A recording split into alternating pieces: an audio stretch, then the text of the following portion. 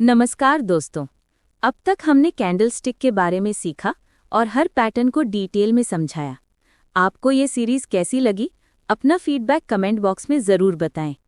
और हाँ, अगर आपको ये वीडियो पसंद आए तो लाइक, शेयर और सब्सक्राइब करना ना भूलें, ताकि आपको स्टॉक मार्केट के बारे में नए इन्फॉर्मेटिव वीडियोज़ मिलते रहें।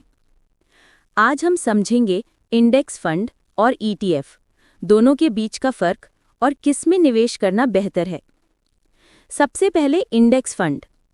इंडेक्स फंड एक म्यूचुअल फंड की तरह होता है, लेकिन ये किसी पर्टिकुलर इंडेक्स जैसे निफ्टी 50 या सेंसेक्स को फॉलो करता है। मतलब अगर निफ्टी 50 इंडेक्स ऊपर जाता है तो आपका फंड भी उतना ही बढ़ेगा, और अगर नीचे जाता है तो उतना ही गिरेगा।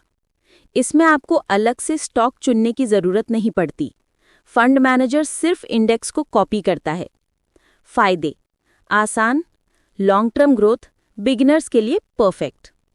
नुकसान: इसमें थोड़ा ज़्यादा एक्सपेंस रेशियो होता है क्योंकि इसे म्यूचुअल फंड की तरह मैनेज किया जाता है। अब बात करते हैं ETF यानी एक्सचेंज ट्रेडेड फंड की। ETF भी इंडेक्स फंड की तरह इंडेक्स को फॉलो करता है, लेकिन फ़र्क ये है कि ETF को आप शेयर मार्केट में स्टॉक की तरह खरीद और बेच सकते हो। मतलब आप इंट्राडे में भी बाय सेल कर सकते हो। फायदे: कम expense ratio, intraday liquidity, transparency. नुकसान: इसके लिए आपके पास डीमैट अकाउंट होना चाहिए, और कभी-कभी लो ट्रेडिंग वॉल्यूम की वजह से बाइंग सेलिंग में दिक्कत हो सकती है। अब कंपैरिजन आसान भाषा में।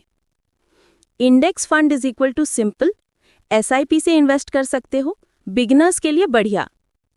ETF is equal to stock की तरह ट्रेड होता है, कम खर्चा है, लेकिन थोड़ी मार्केट नॉलेज ज़रूरी है। किसे चुनें?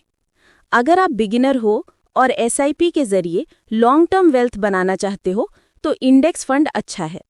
लेकिन अगर आपको मार्केट की बेसिक समझ है और कम खर्चे में इन्वेस्ट करना चाहते हो तो ETF भी बढ़िया ऑप्शन है।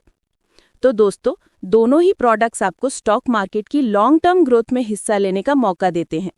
बस फर्क आपके इन्वेस्टिंग स्टाइल और कंफर्ट लेवल का है।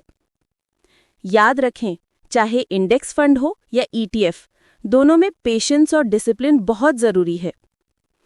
ये वीडियो सिर्फ एजुकेशनल और इन्फॉर्मेशनल पर्पस के लिए है।